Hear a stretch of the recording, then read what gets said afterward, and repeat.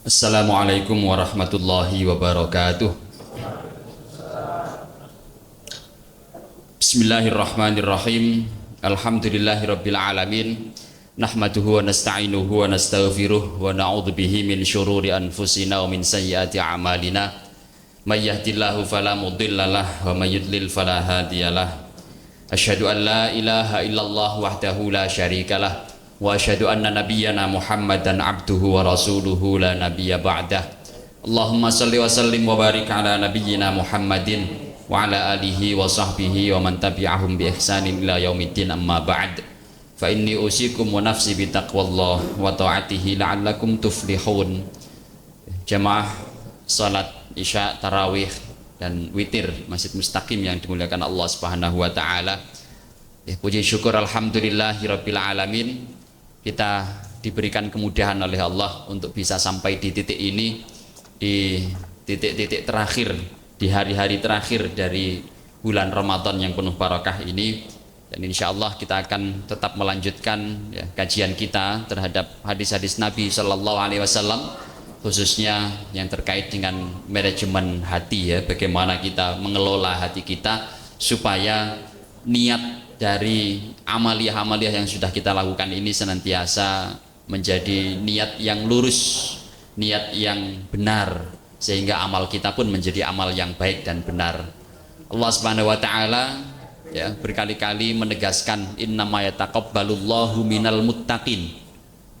Allah itu hanya mau menerima apapun, menerima amal, menerima amal khususnya dari siapa? Minal muttaqin, hanya dari orang-orang yang bertakwa, tidak menerima dari orang yang tidak bertakwa. Sementara Rasulullah SAW menegaskan at-taqwa hahuna, at-taqwa hahuna, at-taqwa hahuna, bahwa takwa itu bukan di mana-mana, tapi takwa itu adanya di sini. Diulang-ulang oleh Rasulullah penjelasan itu singkat padat, dan itu menegaskan bahwa kalau kita pengen diterima amal kita, berarti hati kita ini juga harus ditata, hati kita harus bertakwa, sehingga amaliyah yang kita lakukan betul-betul memang didasari atas ketakwaan.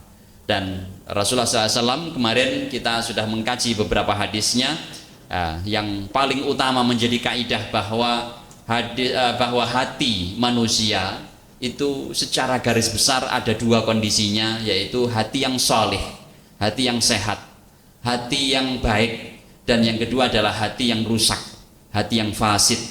Idza salahat salahal jasadu kulluh wa idza fasadat fasadal jasadu kulluh.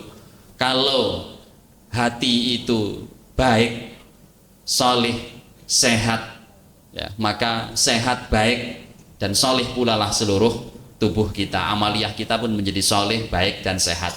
Begitu juga sebaliknya, ketika hatinya rusak, maka amal pun menjadi rusak. Begitu besar peran hati dalam menentukan baik dan tidaknya, soleh dan rusaknya suatu amalan. Sedangkan yang kita jadikan sebagai bekal untuk kita kembali kepada Allah Subhanahu wa taala tidak lain adalah amalan itu sendiri. Kita tidak berbekal wajah tampan, kita tidak berbekal nasab, kita tidak berbekal harta untuk kembali kepada Allah, tapi yang kita bawa kita berbekal saat kembali kepada Allah tentu adalah berbekal amal yang soleh yang bisa diterima oleh Allah, dan itu hanya dari orang-orang yang hatinya selalu bertakwa.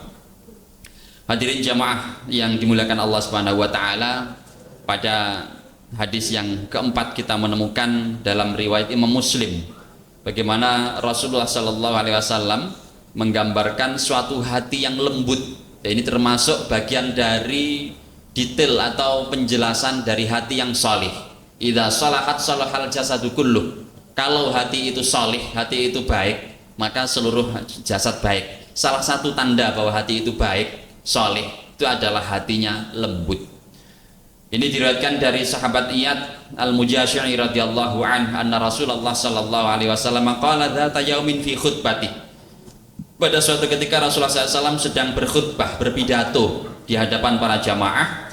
Kemudian beliau setelah memuji kepada Allah, bersalawat, kemudian menyampaikan beberapa pesan. Di antara pesannya adalah ala inna rabbi amaroni an u'allimakum ma jahiltum. Ketahuilah wahai jamaah sekalian, kata Rasulullah SAW, sungguh bahwa Allah memerintahkan aku untuk mengajari kalian satu hal yang kalian jahiltum, belum mengetahui, yang kalian tidak ketahui. Ini berarti memang masalah hati itu banyak yang kita tidak tahu. Hati itu ada di dalam diri kita, selalu membersamai diri kita, bahkan menggerakkan diri kita, tapi kita tidak kenal. Betapa bodohnya kita ya, betapa terbatasnya pengetahuan kita, sampai-sampai sesuatu yang ada di dalam diri kita, yang selalu melekat dalam diri kita pun kita tidak kenal, kita tidak tahu apa yang dia lakukan. Wafi, di antara pesannya adalah ahlul jannati salasah, bahwa penghuni surga itu nanti ada 3 kategori. Dzu sultanin muqsid mutasaddiq muwaffaq. Yang pertama adalah orang yang punya kekuasaan. Nah, ini para pemimpin-pemimpin kita. Tapi pemimpin yang seperti apa? Seseorang itu bisa masuk surga melalui jalur kekuasaan. Bahasa kita sekarang mungkin jalur politik. Tapi seperti apa jalur politik itu? Atau jalur kekuasaan itu yang seperti apa? Jadi tidak semuanya memang masuk melalui jalur masjidan.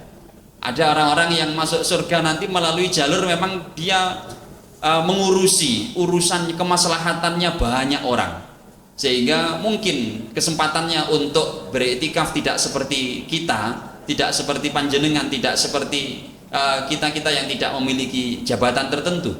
Nah, sehingga mereka bisa memasuki surga itu dengan kategori yang pertama ini, yaitu kategori orang-orang yang memiliki kekuasaan namun tetap sederhana dan berderma dan juga suka menolong. Maka seorang penguasa, ya tentu penguasa yang beriman dan bertakwa, itu gambarannya adalah penguasa ini sederhana, kemudian dermawan dan suka menolong. Ini sabda Rasul sallallahu alaihi wasallam dalam Sahih Muslim. Ya. Kemudian golongan kedua adalah orang yang berbelas kasih hati, yang hatinya itu selalu lembut, lunak kepada setiap kerabat dan orang muslim. Dalam hal ini Rasulullah SAW menegaskan warajulun rahimun raqiqul qalbi, yaitu seorang yang pengasih, yang penyayang. Dia tidak punya jabatan, karena jabatan itu mungkin hanya beberapa gelintir orang saja. Maka di sini kita yang tidak punya jabatan pun berpeluang untuk masuk surga. Nah, tidak melalui jalur yang pertama tadi, melalui jalur yang kedua dan mungkin ketiga, yaitu jalur siapa? Jalur penyayang, orang-orang yang berbelas kasih sayang. Raqiqul qalbi, yang hatinya selalu lembut lunak, likul lidzi qurba wa muslim, untuk setiap kerabat dan juga setiap muslim. Nah, memiliki hati yang lunak, yang melunak, yang melembut kepada setiap muslim dan setiap kerabat ini juga perlu diperjuangkan, perlu dilatih. Mengingat tidak semua orang juga bisa berlemah lembut, berlunak hati, berlembut hati kepada kerabatnya sekalipun. Bahkan kepada orang tuanya sekalipun belum tentu mampu. Bahkan lebih banyak mungkin orang itu yang lebih mudah bersikap kasar kepada orang tuanya daripada kepada temannya sendiri. Ketika kepada teman dia berlemah-lemah lembut, berkasih sayang, tapi ketika kepada orang tua hanya dimintai tolong sedikit sama orang tuanya sudah rasanya bahasanya itu sudah beda, bahasanya sudah aduh, halah dan sebagainya. Di mana kelembutan hati itu? Termasuk kepada sesama muslim. Seringkali kita kepada sesama muslim itu juga sulit sekali untuk berlemah lembut. Hanya mungkin karena beda cara, beda penampilan, beda pandangan, beda paradigma, beda organisasi, beda amaliyah, beda tempat tinggal dan lain sebagainya. Hal-hal seperti ini harus kita jauhi betul, karena hal-hal seperti itulah yang membuat amal-amal kita itu menjadi amalan yang lebur. Kita beramal sekian banyak gara-gara dalam hati kita penuh syahna, permusuhan dengan orang, ya, benci sama orang. Akhirnya amal-amal kita ini menjadi amalan yang tidak mampu menopang dosa-dosa kita. Amalan-amalan kita tidak mampu menghapus kesalahan-kesalahan yang sudah kita perbuat. Nah, inilah orang-orang yang nanti keluar dari Ramadan tidak mendapatkan ampunan, yaitu yang ketika dalam hatinya masih tersimpan kedengkian, hasud, ya, kebencian kepada sesama muslim. Dan kemudian golongan ketiga adalah afifun muta'afifun dzu'ayal, yaitu orang yang sangat menjaga diri dari hal-hal yang syubhat, dari hal-hal yang diharamkan oleh Allah, dan juga orang yang memiliki atau yang memiliki kepedulian sangat tinggi kepada sesamanya. Dalam bahasa ini afifun muta'affif dzu'iyal. Dzu'iyal itu dia menanggung hidupnya orang lain. Nah, sehingga di sini minimal siapa yang kita tanggung? Minimal keluarga kita. Syukur-syukur jika keluarga kita sudah tuntas kita tanggung, kita juga menanggung orang lain. Nah, ini adalah dzu'iyal yang disebut dengan dzu'iyal di sini, jalur ketiga. Jika kita tidak mampu melalui jalur ketiga ini, karena jalur ketiga ini tentu membutuhkan satu biaya. Karena menghidupi orang, karena membantu menafkahi orang lain, di samping keluarga kita juga tidak boleh ditelantarkan. Nah, maka kita berarti di jalur ketiga ini harus menjadi orang yang memang memiliki kecukupan dari segi materi. Kalau jalur pertama tidak mesti orang itu memiliki kecukupan atau kelebihan harta, cukup dengan hati yang lembut. Nah, maka syukur-syukur jika tiga-tiganya ini bisa kita lalui. Nah, itu tentu sungguh indah dan mulia tentunya bagi kita yang bisa mencapai atau bisa meraih tiga-tiganya tadi. Kemudian dalam hadis berikutnya Rasulullah SAW menegaskan salah satu bentuk hati yang rusak, idza fasadat fasadal jasadu kulluh, yang kalau hati itu rusak maka rusaklah seluruh tubuh, seluruh amal. Yaitu digambarkan oleh Rasulullah, hati yang rusak itu hati yang seperti apa? Salah satu gambarannya adalah hati yang mati, al-qalbul mayyit. Mautul qalbi itu seperti apa? Kematian hati itu seperti apa? Kita lihat dalam riwayat Imam At-Tirmidzi dari sahabat Abu Hurairah radhiyallahu an, Rasulullah SAW bersabda, ittaqil maharima takun a'badan nas. Jauhilah olehmu hal-hal yang diharamkan oleh Allah, takun a'badan nas. Niscaya engkau akan menjadi orang yang paling bisa mengabdi kepada Allah, menjadi orang yang paling baik, hamba Allah yang paling baik. Takun a'badan nas. Nah, oleh karena itu kita tahu bahwa derajat tertinggi manusia yang disebutkan Al-Quran itu adalah ketika dia mencapai tingkat Abdullah, ketika mencapai tingkat Ibadur Rahman, Abdur Rahman, hambanya Allah, bukan tingkat insan. Insan itu tingkat paling rendah dalam Al-Quran. Baru saja kami mengisi suatu kajian mengkaji tentang bagaimana karakter manusia di dalam Al-Quran. Ternyata 56 ayat menggunakan kata insan seluruhnya itu berisi tentang konotasi yang tidak baik. Innal insana kana zaluman jahula, innal insana lirabbih lakanut, innal insana lafi khusrin.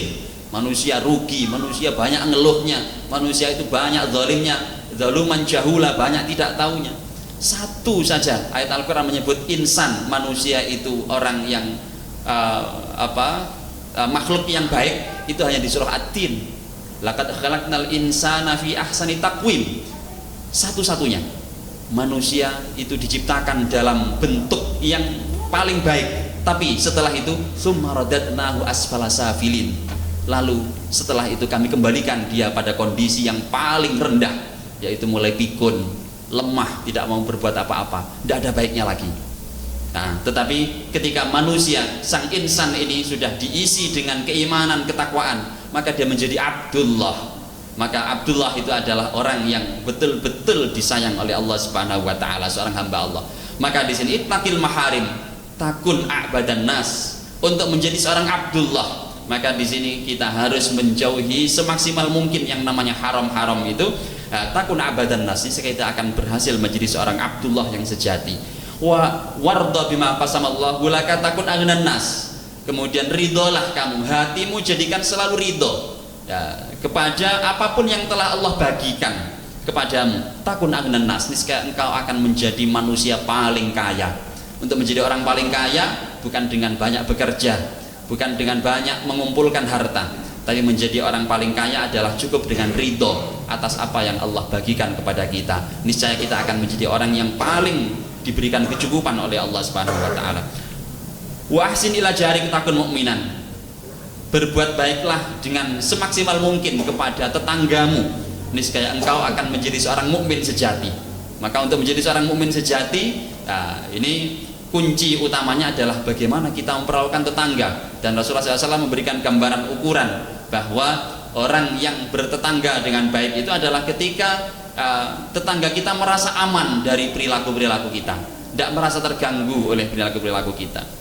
Wa ahibbalin nasi ma tuhibbu li nafsika takun musliman. Kalau kita ingin menjadi seorang muslim yang terbaik, maka ahibbalin nas, hatimu harus menyukai sesama muslim harus menyukai seorang sesama muslim. Sukailah untuk seorang muslim yang lain itu sesuatu yang kau sukai untuk dirimu sendiri.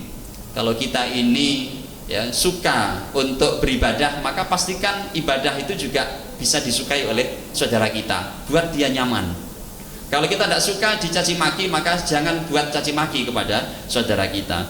Nah, hati seperti itulah yang disebut Rasulullah hati yang hidup. Wala tuktsirid dhahik, dan jangan banyak tertawa.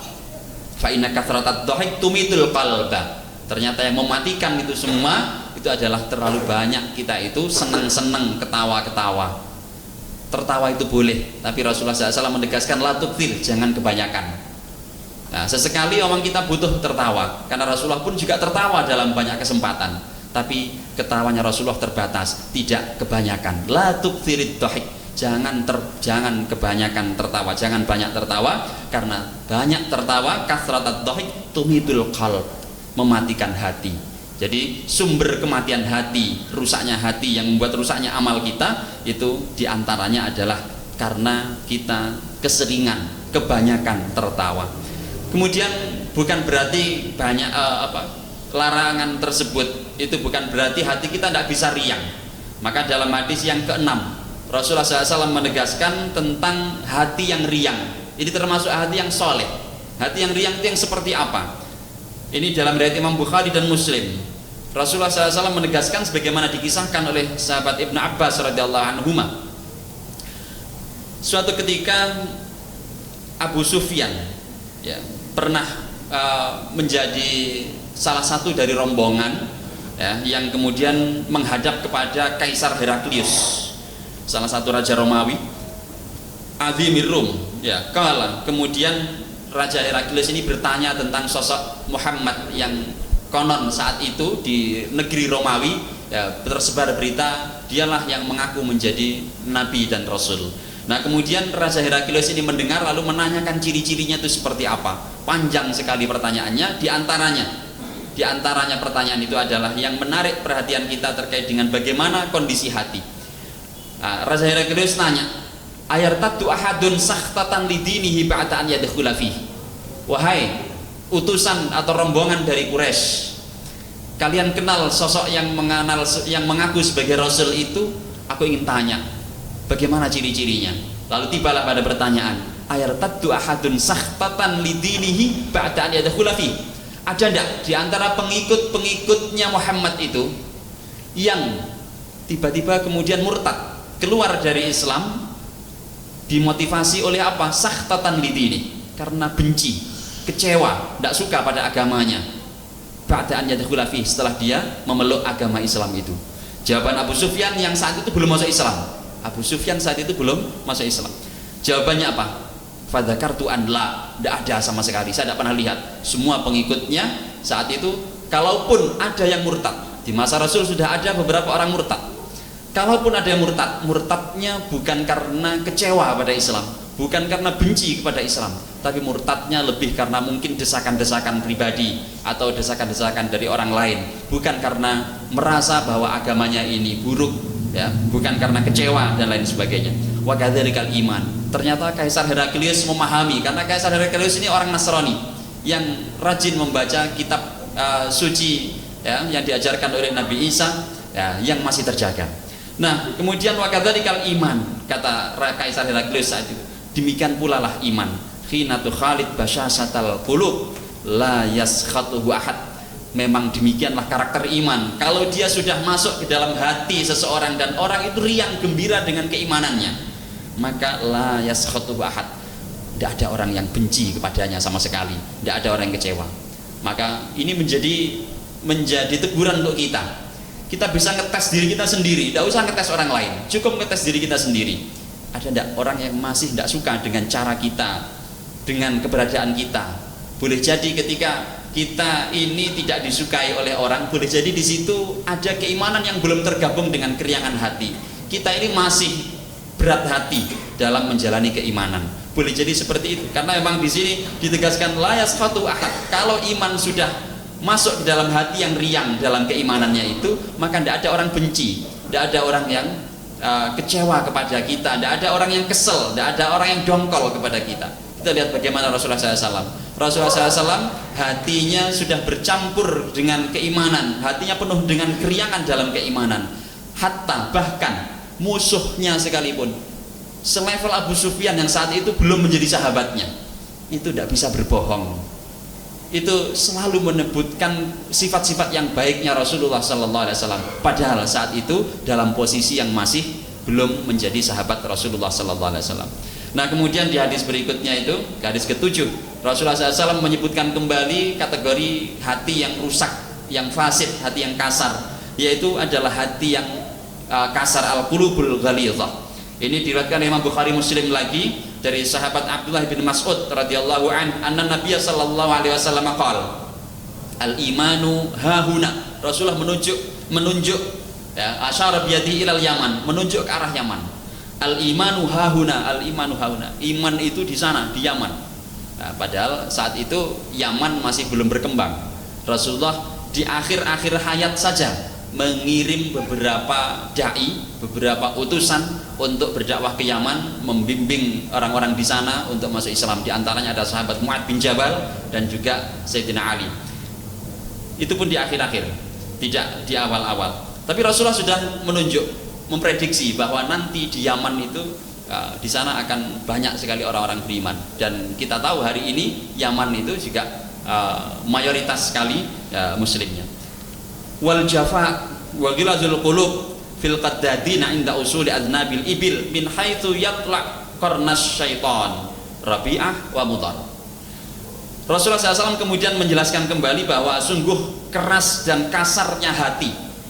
Nah, itu ada di mana?